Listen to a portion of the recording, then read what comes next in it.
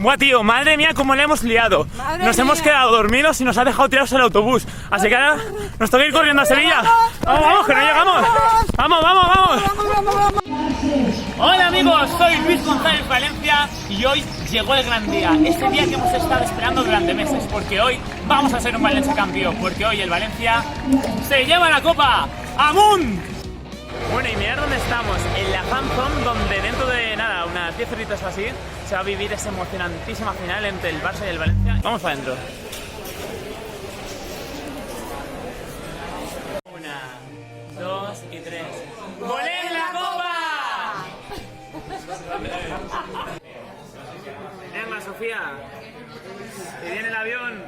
Arriba, para abajo, al centro. Y para adentro, a la vía, Amun Valencia. ¡Amun Valencia! Y acabo de llegar en este momento a los estudios de Televalencia, donde voy a cantar ese tema en el programa de Julio Insa, Un Valencia Campeón.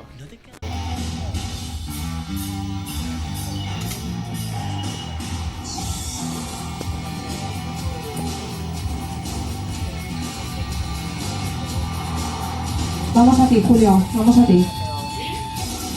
Pues el 11 del Valencia va a estar compuesto por los siguientes futbolistas. Jaume va a estar en portería. Línea de 4 atrás para Daniel Guas, Garay, Gabriel Paulista y Gallá. En el centro del campo, Coquelin y Parejo. La banda derecha para Soler, la izquierda para Guedes. Pero, ¿qué lo vas a cantar? Bueno, pues yo creo que una canción que espero que al final de la noche se haga realidad, Un Valencia Campeón. Valencia campeón. Un Valencia de gloria, amigo y apoyar. La afición que la acompaña, la animamos al final. No pudes desemanar, si tan solo le gol. Ven arriba, Rosa, me une, pena, son el Nelson. Valencia campeón, y no,